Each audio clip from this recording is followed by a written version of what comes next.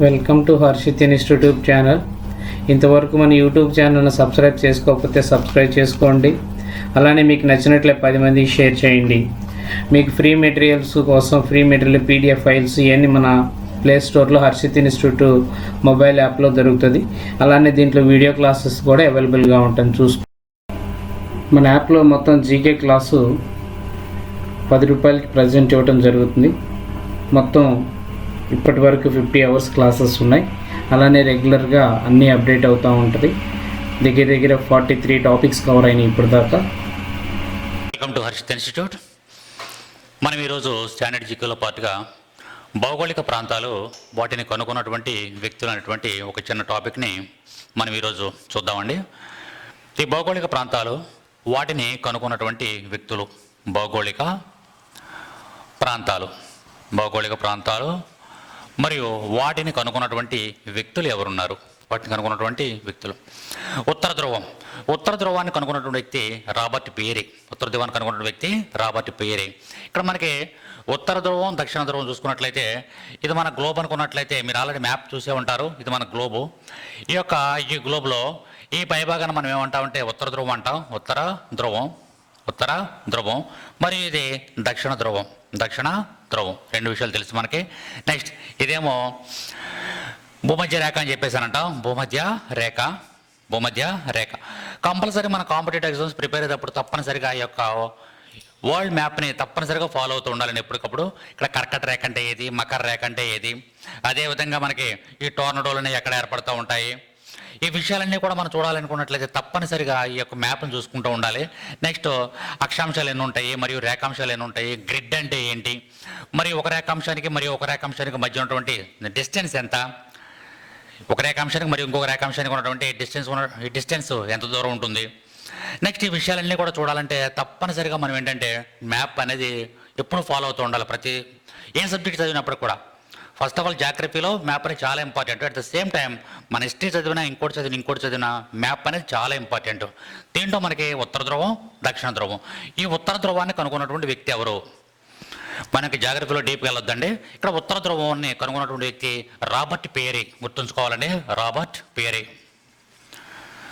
పియరే అని ఆయన ఈ యొక్క ఉత్తర ధ్రువాన్ని కనుగొనడం అనేది జరిగింది. నెక్స్ట్ దక్షిణ ధ్రువాన్ని కనుగొన్నటువంటి వ్యక్తి ఎవరు? అముండా సేన్.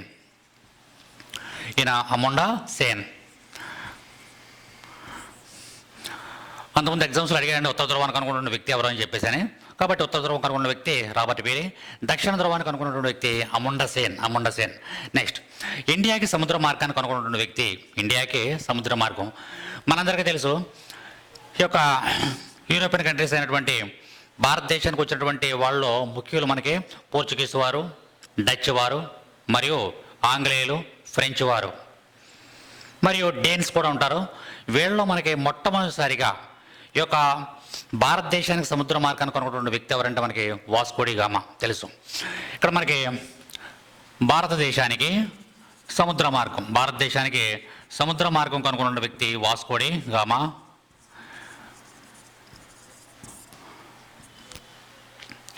1498 ఈ డేట్ కూడా మీకు గుర్తుండే ఉంటుంది. ఇక్కడికి భారతదేశానికి వచ్చేటప్పటికి ఇక్కడ ఉన్నటువంటి రాజు జామోరిన్ అని ఇక్కడ మనకి కాలికట్టి తీరం చేరుకున్నాడని చెప్పేసి మరలా వెళ్ళిపోయి మళ్ళీ రెండోసారి కూడా ఇక్కడ భారతదేశం రావడం జరిగిందని. అతను ఇక్కడికి వచ్చినప్పుడు ఇక్కడ శ్రీకృష్ణదేవరాయలు ఇక్కడ విజయనగర సామ్రాజ్యం పరిపాలన చేస్తుందని. ఈ విషయాలన్నీ కూడా మనం ఇండియన్ హిస్టరీ పార్ట్లో చూసుకుంటామండి. ఎప్పుడు వచ్చాడో, అతనికి దారి చూపించినటువంటి వ్యక్తి ఎవరు, నెక్స్ట్ ఇతనికంటే ముందు ఎవరు ప్రయత్నం చేశారు, ఆ ప్రయత్నం చేసినప్పుడు ఆఫ్రికా ఖండానికి కేప్ ఆఫ్ గుడ్ హోప్ అని చెప్పేసి నామకరణం చేసినటువంటి వ్యక్తి ఎవరు, తర్వాత ఈయన ఎవరి యొక్క సహకారంతో ఈ కాలికట్టి చేరుకున్నాడు, అప్పుడు విజయనగర సామ్రాజ్యంలో ఎవరు ఏ రాజు ఉన్నాడు, ఈ విషయాలన్నీ కూడా మనం హిస్టరీలో చాలా క్లియర్గా చూసుకుంటాం. సరే, ఇక్కడ మనకి ఇండియాకి సముద్ర మార్గం కనుగొన్న వ్యక్తి వాస్కో డ గామా. నెక్స్ట్ విక్టోరియా జలపాతం. ప్రపంచ ప్రసిద్ధిగాంచినటువంటి విక్టోరియా జలపాతం కనుగొన్నటువంటి వ్యక్తి లివింగ్స్టన్.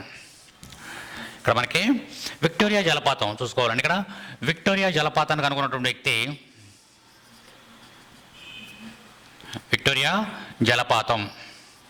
లివింగ్స్టన్.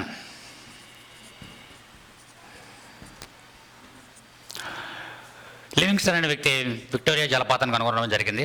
అదేవిధంగా అంటార్కిటికా యొక్క ఖండాన్ని కనుక్కున్నటువంటి వ్యక్తి ఎవరు? ఇక్కడ మనకి ఖండాలు చెప్పుకుంటూ ఉంటామండి. ఉత్తర అమెరికా, దక్షిణ అమెరికా, మరియు ఆసియా, ఆఫ్రికా, ఆస్ట్రేలియా, అంటార్కిటికా. ఈ ఖండాలను ఆర్కిటిక్ అండ్ అంటార్కిటికా ఖండాలను చెప్పుకుంటూ ఉంటాం మనం. ఈ ఖండాల్లో అంటార్కిటికా ఖండాన్ని కనుగొన్నటువంటి వ్యక్తి చార్లెస్ విల్కిన్స్. Charles Wilkins. అంటార్కిటికాను కనుగొన్నవారు చార్లెస్ విల్కిన్స్. Charles Wilkins.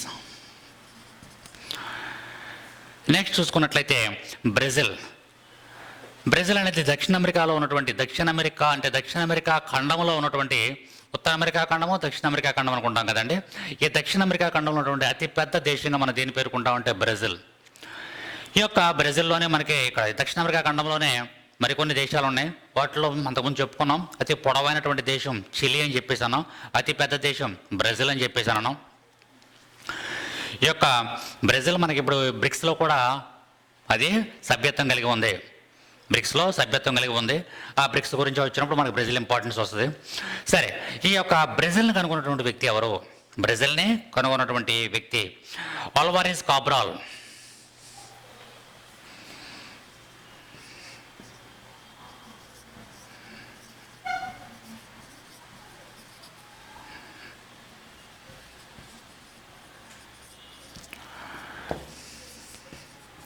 చూడండి, ఇక్కడ మనకి బ్రెజిల్ అనేటువంటి దేశాన్ని, బ్రెజిల్ అనేటువంటి ప్రాంతాన్ని కనుగొన్న వ్యక్తి ఫెడ్రో ఆల్వారెజ్ కాబ్రాల్. ఫెడ్రో ఆల్వారెజ్ కాబ్రాల్. ఈ పేర్లు గుర్తుంచుకోవాలండి. అంటార్కిటికా ఖండాన్ని కనుగొన్న వ్యక్తి ఎవరు? Charles Wilkins. విక్టోరియా జలపాతాన్ని కనుగొన్నటువంటి వ్యక్తి ఎవరు? లివింగ్స్టన్. విక్టోరియా జలపాతం, Livingstone. Brazil Pedro ఆల్వారెజ్ కాబ్రాల్. Next Congo ప్రదేశాన్ని, కాంగో ప్రాంతాన్ని కనుగొన్న వ్యక్తి క్యామరూన్.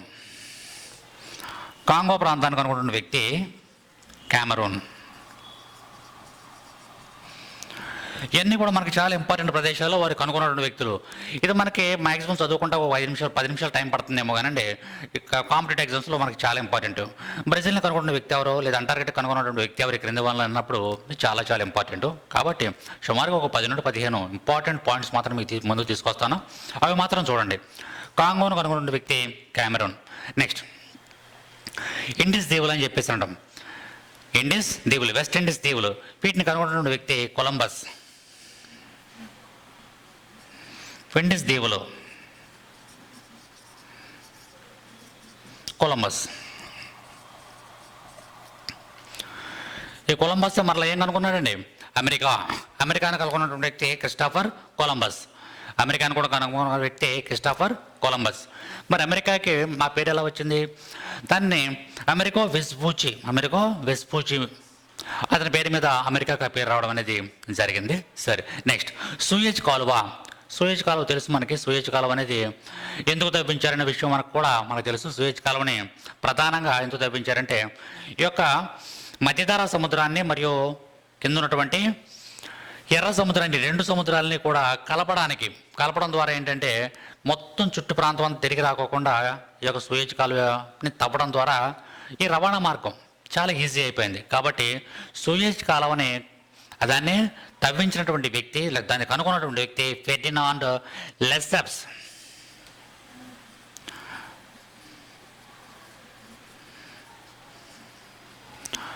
ఫెర్డినాండ్ లెసెప్స్.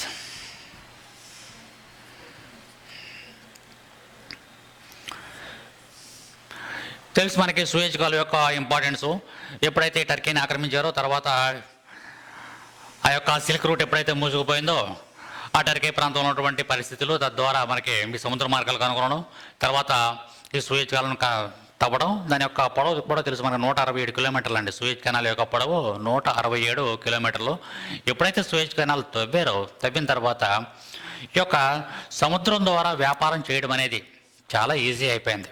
ఎందుకంటే మొత్తం ప్రపంచం అంతా తిరిగి, ఆఫ్రికా ఖండాన్ని అంతా కూడా తిరిగి వచ్చాకంటే కూడా చాలా తక్కువ దూరంలో ఇక్కడ ఇతర దేశాలను చేరుకోవడం అనేది జరిగింది. సరే, అది మన హిస్టరీలో సూయజ్ కెనాల్, దాని యొక్క ఇంపార్టెన్స్, దాన్ని ఎవరు తవ్వించారు, ఎప్పుడు తవ్వించారు, ఆ తవ్వించడం ద్వారా ఎన్ని కిలోమీటర్ కలిసి వచ్చింది, ఏ ప్రాంతాలు అనేదంతా కూడా మనం హిస్టరీ పార్ట్లో చూస్తాం. సరే, ఇక్కడ మనకి సూయజ్ కెనాల్ని కనుగొన్నటువంటి వ్యక్తులు మనకు ఫెర్డినాండ్ లెసెప్స్ అనేటువంటి పేరుని మనం తప్పనిసరిగా గుర్తుంచుకోవాలి. నెక్స్ట్ ఆఫ్రికా ఖండం. ఆఫ్రికా ఖండాన్ని కనుగొన్న వ్యక్తి లివింగ్స్టన్. ఆఫ్రికా ఖండాన్ని కనుగొన్న వ్యక్తి లివింగ్స్టన్. Africa Livingstone. నెక్స్ట్ అదేవిధంగా శాండ్విచ్ ద్వీపాలు కనుగొన్న వ్యక్తి కెప్టెన్ కుక్. అదేవిధంగా ఆస్ట్రేలియాని కనుగొన్న వ్యక్తి కూడా కెప్టెన్ కుక్. ఇక్కడ మనకి ఆస్ట్రేలియా, న్యూజిలాండ్ పక్క పక్కనే ఉంటాయండి. ఈ రెండు కూడా దేశాలు మనం మ్యాప్లో చూసుకున్నట్లయితే దిగువ భాగంలో ఈ యొక్క దిగువ భాగంలో ఆస్ట్రేలియా, దానికి కొద్దిగా పై భాగంలో ఇక్కడ మనకి న్యూజిలాండ్. ఆస్ట్రేలియా మరియు న్యూజిలాండ్ అనేవి చాలా దిగువ భాగంలో ఉంటాయి. ఇక్కడ వీటిని కనుగొన్నటువంటి వ్యక్తి ఎవరు? ఈ ఆస్ట్రేలియా ప్రాంతాన్ని కనుగొన్నటువంటి వ్యక్తి కెప్టెన్ కుక్. Captain cook. కాబట్టి ఇంపార్టెంట్ పర్సన్స్ ఎవరైతే ఉన్నారో వీళ్ళందరి పేర్లు కూడా తప్పనిసరి గుర్తుంచుకోవాలి. ఇవే మనకి examination point of view most important. ఒకటి ఉత్తర ధ్రువం రాబర్ట్ పేరి, దక్షిణ ధ్రువం అముండా సేన్, మరియు ఇండియాకు సముద్ర మార్గం కనుగొన్న వ్యక్తి వాస్కోడా గామా. ఇండియాకు సముద్ర మార్గం కనుగొన్న వ్యక్తి వాస్కోడా గామా. విక్టోరియా జలపాతం లివింగ్స్టన్, మరియు విక్టోరియా జలపాతము at the same time Africa. Victoria జలపాతము మరియు ఆఫ్రికా రెండు కూడా లివింగ్స్టన్. నెక్స్ట్ చూసుకున్నట్లయితే అంటార్కిటికా ఖండాన్ని కనుగొన్న వ్యక్తి చార్లెస్ విల్కిన్స్. అదేవిధంగా బ్రెజిల్ అనేది మనం డిస్కస్ చేసుకున్నాం. చాలా ప్రముఖమైనటువంటి దేశం దక్షిణ అమెరికాలో. బ్రెజిల్ అనేది దక్షిణ అమెరికాలో చాలా ప్రముఖమైనటువంటి దేశం. ఆ యొక్క బ్రెజిల్ని కనుగొన్న వ్యక్తి ఫెడ్రో అల్వారెస్ క్యాబ్రల్. రాశాను ఇక్కడ చూడండి, ఫెడ్రో అల్వారెస్ క్యాబ్రల్ అనేటువంటి వ్యక్తి బ్రెజిల్ని కనుగొనడం అనేది జరిగింది. నెక్స్ట్ కాంగోను కనుగొన్న వ్యక్తి కాంగో పరివాహ ప్రాంతం అని చెప్పేసి అంటాం కదా. చాలా చాలా విశాలమైనటువంటి ప్రాంతం అది కాంగో నది కూడా ఉంది. కాంగో మీద నది ఉంది, నది మీద పేరు కూడా ఉంది, కాంగో దేశం మరియు కాంగో నది ఆఫ్రికా ఖండంలో. సరే, ఈ యొక్క కాంగో పరివాహ ప్రాంతాన్ని, కాంగో ఏరియాని కనుగొన్న వ్యక్తి క్యామరూన్. కాంగో పరివాహ ప్రాంతాన్ని కనుగొన్న వ్యక్తి క్యామరూన్. అదేవిధంగా ఇండిస్ దీవులు కనుగొన్న వ్యక్తి కొలంబస్. అంతేకాకుండా అమెరికాను కనుగొన్న వ్యక్తి కొలంబస్. నెక్స్ట్ సూయజ్ కాలువ మనం ఒకసారి మీరు చూడండి, చాలా చాలా ఇంపార్టెంట్ మనకి సూయజ్ కాలువ అనేది. ఆ సూయజ్ కాలువ ఏ సముద్రాలను కలుపుతుంది అనేది చాలా ఇంపార్టెంట్. దాని యొక్క పొడవు చెప్పాను 167 కిలోమీటర్స్. తవ్వేరండి, అది కృత్రిమమైనటువంటి ఉన్నది. సో అది ఒక కాలువ, అది స్వతహాగా ఏర్పడినటువంటి కాలువ కాదు, కృత్రిమంగా కావాలని తవ్వినటువంటి ఒక పెద్ద కాలువ సూయజ్ కెనాల్ అని చెప్పేసి అంటాం. అది మధ్యధరా సముద్రాన్ని మరియు ఎర్ర సముద్రాన్ని ఒక్కసారి మ్యాప్ చూడండి, చాలా క్లియర్గా అర్థమవుతుంది మీకు. మధ్యధరా సముద్రము మరియు ఎర్ర సముద్రానికి మధ్యలో ఉన్నటువంటి ఒక పెద్ద కాలువ సూయజ్ కాలువ. దాన్ని కనుగొన్నటువంటి వ్యక్తి ఫెర్డినాండ్ లెసెప్స్. అదేవిధంగా ఆఫ్రికా చెప్పాను మీకు, లివింగ్స్టన్. శాండ్విచ్ ద్వీపాలు కెప్టెన్ కుక్. అంతేకాకుండా ఆస్ట్రేలియా, ఇక్కడ మీరు ఆస్ట్రేలియా కనుగొన్న కెప్టెన్ కుక్. ఇక్కడ ఆస్ట్రేలియా ఒకటి, న్యూజిలాండ్ ఒకటి, టాస్మేనియా ఒకటి. ఆస్ట్రేలియా, న్యూజిలాండ్, టాస్మేనియా ద్వీపాలన్నింటిలో కూడా ఒక అవగాహన రావాలండి తప్పనిసరిగా. అదే ఇండియాలో ఉన్నటువంటి చుట్టుపక్కల ప్రాంతాల్లో అండమాన్ నికోబార్ ఐలాండ్స్ ఎక్కడ ఉన్నాయి, లక్షద్వీప్స్ ఎక్కడ ఉన్నాయి. నెక్స్ట్ అదేవిధంగా డయ్యూడామన్, ఈ ప్రదేశాలు పాండిచ్చేరి, యానం, ఈ ప్రదేశాలు ఎక్కడ ఉన్నాయి. అదేవిధంగా అండమాన్ నికోబార్ ఐలాండ్స్లో మనకి దాని యొక్క క్యాపిటల్ పోర్ట్ బ్లేర్ అనేది ఏ అండమాన్లో ఉందని అడిగాడు ఒకసారి. అండమాన్లో మనకి పార్ట్స్గా ఉంటాయి, ఏ అండమాన్లో ఉంది పోర్ట్ బ్లేర్ అని చెప్పేసి అని అడగడం జరిగింది. కాబట్టి మ్యాప్ పాయింటింగ్ అనేది చాలా చాలా ఇంపార్టెంట్. ఇవి ప్రదేశాలు, భౌగోళిక ప్రాంతాలు, వాటిని కనుగొన్నటువంటి వ్యక్తుల గురించి చూసాం.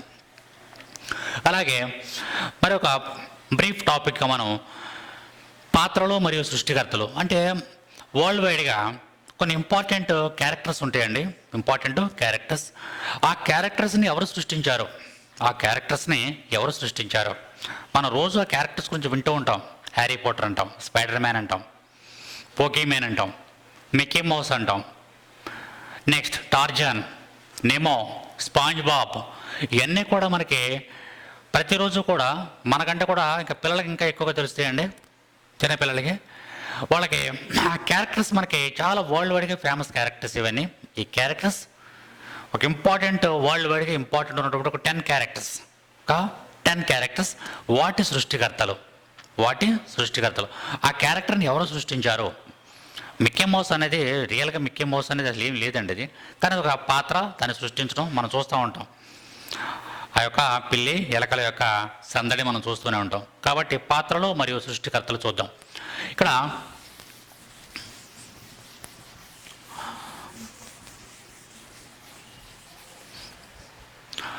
పాత్రలు మరియు సృష్టికర్తలు. మిక్కీ మౌస్ మనందరికీ తెలుసు. Mickey Mouse Walt Disney. Mickey Mouse Walt Disney మనందరికీ తెలిసిన విషయం. Mickey Mouse Walt Disney. Next James Bond, Ian Fleming. James Bond movies మనం చూస్తూ ఉంటే జేమ్స్ బాండ్, ఇయాన్ ఫ్లెమింగ్. అదేవిధంగా Harry Potter JK Rowling. Harry పోటర్లో చాలా సిరీస్ వచ్చినాయండి మనకి. దాంట్లో ఆవిడ రాసినటువంటి హ్యారీ పోటర్ అనే క్యారెక్టర్ అనేది చాలా చాలా important. Harry Potter JK Rowling. Next Spider Man, Stan Lee and Steve Ditko. ఎవరండి? స్టాన్లీ మరియు స్టీవ్ డిట్కో అనేటువంటి ఇద్దరు వ్యక్తులు కూడా కలిపి స్పైడర్ మ్యాన్ని సృష్టించడం జరిగింది. స్పైడర్ మ్యాన్ మనందరికీ తెలిసిందే. కాబట్టి చాలా ఇంపార్టెంట్. ఈ మిక్కీ మౌస్ సృష్టికర్త ఎవరో? Walt Disney. James Bond, Ian Fleming. Harry Potter JK Rowling. Spiderman సృష్టికర్త Stan Lee and Steve Ditko. Pokemon Satoshi Tajiri Pokemon. అదేవిధంగా టార్జాన్ మన అడవుల్లో ఈ ఫారెస్ట్ ఏరియాలో ఉండేటువంటి ఒక మనిషి మనం చూసే ఉంటారు, Tarzan. Edgar Rice Burroughs. Nemo Andrew Stanton. ఈ పేర్లను కూడా మీరు రాసుకోవాలండి. Nemo Andrew Stanton. అదేవిధంగా SpongeBob Stephen Hillenburg. Next Yugioh అనేటువంటి ఒక క్యారెక్టర్. యూగివో దాన్ని సృష్టించినటువంటి వ్యక్తి కుజికి తకహాషి అనేటువంటి వ్యక్తి సృష్టించడం అనేది జరిగింది. Next Wolverine Stan Lee Jack Kirby. ఈ పేర్లన్నీ కూడా చాలా చాలా ఇంపార్టెంట్. పాత్రలు, సృష్టికర్తలు. Mickey Mouse, James Bond, Harry Potter, Spider Man, Pokemon, Tarzan, Nemo, SpongeBob and Yugioh and Wolverine. ఈ యొక్క పాత్రలు మరియు వాటి యొక్క సృష్టికర్తలు. ఈ విషయాలన్నీ కూడా తప్పనిసరిగా చూడండి. Thank you very much.